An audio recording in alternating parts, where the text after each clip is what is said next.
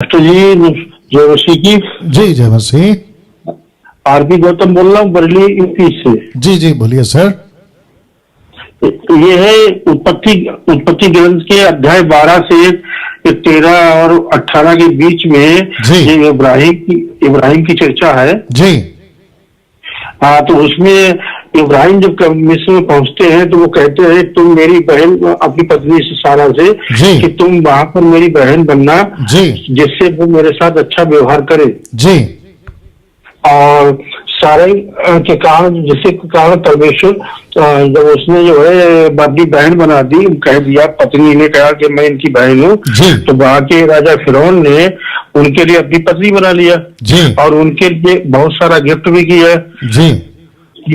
लेकिन उसके बाद में परमेश्वर ने फिरौन के ऊपर बहुत सारी विपत्तियां ढाई जी और उनसे कहा कि भाई तुम झूठ क्यों बोले, अगर तुमने पहले ही बताया होता कि हमारी पत्नी है तो हम ऐसा नहीं करते। जी ये इसमें क्वेश्चन निकल के आता है कि इस पूरे प्रकरण में दोषी कौन है? दोषी कौन है? अब्राहिम, सारा या फिरौन? ओके अथवा अथवा प्रभु की लीला है, योजना है, क्या चीज? ठीक है, आपका नाम क्या बताया सर? हम आरती गौतम। आरती गौतम, बरेली। ठीक है समझ गया। आरती गौतम जी हैं। 2000 के ऊपर लोग अभी लाइव देख रहे हैं। मैं आप सभी को भी इनका प्रश्न जो आपने शायद सुन लिया होगा।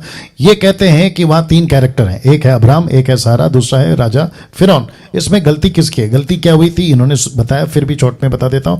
और साथ ही साथ लगे हाथ गौतम जी ये भी बता दूं कि जेनेसिस की किताब के ऊपर मैं पूरी स्टडी दे चुका हूं सर। अगर आप देख लेंगे तो और भी डिटेल में आपको मालूम पड़ जाएगी, लेकिन प्रश्न अलग से आया तो इसलिए बता देता हूं। सबसे पहली चीज, घटना क्या घटी थी कि अब्राहम ने डर के मारे कहा, जो कि उसको गलत है, वो नहीं करना था। डर के मारे उसने कहा कि ये मेरी पत्नी माफ करे बहन है, और उसने कहा कि ओके अगर ये आपकी बहन है तो मैं इससे शादी कर सकता हूं। लेकिन आपका स्टेटमेंट अभी था, मैंने अगर गलत सुना हो तो माफी चाहूंगा, आप कहते कहते भूल गए कि उसने उसको पत्नी बना लिया। तो पत्नी नहीं बनाया सर, आपने सुना सर? उसने पत्नी नहीं बनाया, उसने ना तो शादी करी ना पत्नी बनाया, वो सोच रहा था, उसके मन में आया।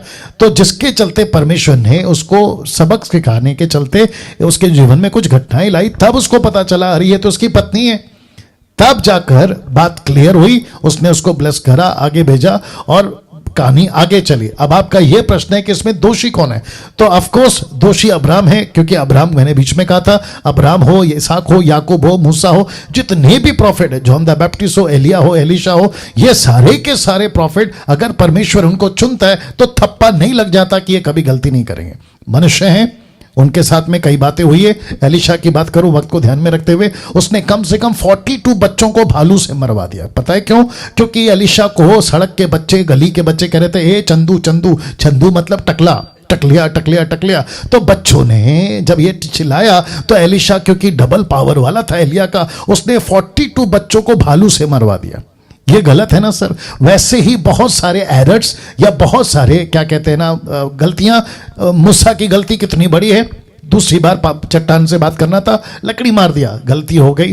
तो दोष आप पूछ रहे किसका है? ऑफकोर्स अब्राहम का है। उन्होंने नहीं बोलना था, उनको परमेश्वर के ऊपर पूरा भरोसा करके कहना था ये मेरी पत्नी है, ये मैं इसका पति हूं, इस तरीके से चलना था। सो यहां पे फिरौन तो बच गया या फिर निकल गया, लेकिन अपोक्लिप्टिक या दृष्टांत की बातें, बहुत सारी बातें हैं, क्योंकि वहां पे परमेश्वर को बताना था कि इनका परमेश्वर कौन है। मैंने जेनेसिस की किताब में ये टीचिंग दी थी। अगर ये घटना नहीं घटती, बहुत ध्यान से सुनना भाई साहब, जी ये घटना अगर नहीं घटती तो फिरौन को कैसे पता चलता कि अब्राहम का परमेश्वर कौन है?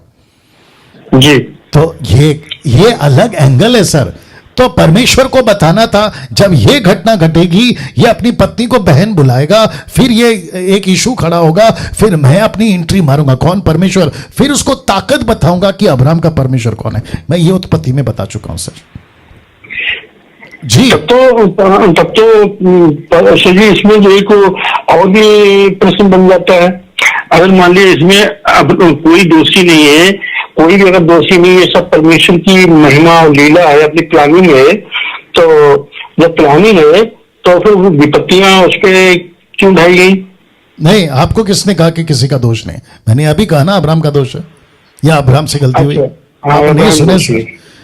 आपने नहीं सुना, वो छोड़िए सर, वो भी छोड़िए। जी, जी। परमेश्वर जी। मूसा को भेजता है ना फिरौन के पास, तो वहां पर विपत्ति कितनी डाली है? 10। तो परमेश्वर क्या कहता है, ये विपत्ति मैं फिरौन पे इसलिए डाल रहा हूं ताकि मैं उसको बताऊं कि जीवित परमेश्वर कौन है। क्योंकि फिरौन कम से कम 2000 परमेश्वरों को मानता था, उसमें मेंढक है, बंदर है, सांप है, जानवर है, इंसान है। और फिर परमेश्वर जी। कहता है ना पौलुस के द्वारा रोमियो के 9वें अध्याय में, वो किसी को आदर का बर्तन बनाता है और किसी को अनादर का, उसकी मर्जी। तो फिरौन को रखा था अपनी ताकत दिखाने के लिए। अब इसको लेकर हम परमेश्वर से बहस तो नहीं कर सकते जी।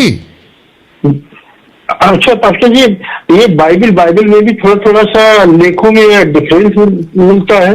ओके, सबसे नहीं? जी जी जी भाई साहब बाइबल। भाई साहब मेरी बात सुनिए। आप कितने साल से मसीह हैं? हम लगभग 8-9 साल हो गए। ओके, बाइबल कितना पढ़ते हैं सर आप? नहीं सर, बाइबल नहीं ज्यादा पढ़ मिलता है, सुबह शाम पढ़ते हैं। मैं पूछ रहा हूं कितना पढ़ते हैं? 1 चैप्टर 2 चैप्टर कितना पढ़ते हैं? कम से कम 1 चैप्टर नहीं और सर, अधिक 3। मेरी बात सुनो, मेरी बात सुनिए। आपकी एज क्या है मुझे नहीं मालूम, लेकिन आपकी एज अच्छी खासी होगी, आपकी आवाज से पता चलता है। आपको कम से कम 30 से 40 चैप्टर पढ़ने हैं सर। अरे हाँ, देखा, अभी जितने दर्शक है ना, आपको भी पता चल गया होगा। तो ये इनके मन में प्रश्न क्यों उठ रहा है? दिक्कत ये है कि बाइबल नहीं पढ़ते। बाइबल को जितना पढ़ोगे, स्टोरी समझ में आएगी, बातें समझ में आएगी, फिरौन की वो घटना समझ में आएगी कि परमेश्वर ने फिरौन को रखा ही है 430 साल के बाद में कि परमेश्वर अपनी ताकत दिखाए। अब्राहम के साथ में ये घटना घटी क्यों? ताकि वो बता सके कि अब्राहम का परमेश्वर कौन है। मनुष्य गलती करता है, सेवक गलती करते हैं, ये बात सही है। बाइबल के अंदर कई रिकॉर्ड है, अगर उसको निकाले तो अलग टॉपिक होगा। लेकिन हमें यह भी देखना जरूरी है कि कोई भी घटना अगर घटी है तो उसके 2-3 एंगल चेक करना पड़ेगा, और जो कि मैं बता चुका हूं जेनेसिस किताब में। राइट सर, आपके जितने भी प्रश्न है ना भाई साहब, आप बाइबल पढ़ो, खुद ब खुद ठीक हो जाएंगे। चलिए, थैंक यू सो मच, आपने कॉल किया। प्रभु आपको आशीष दे।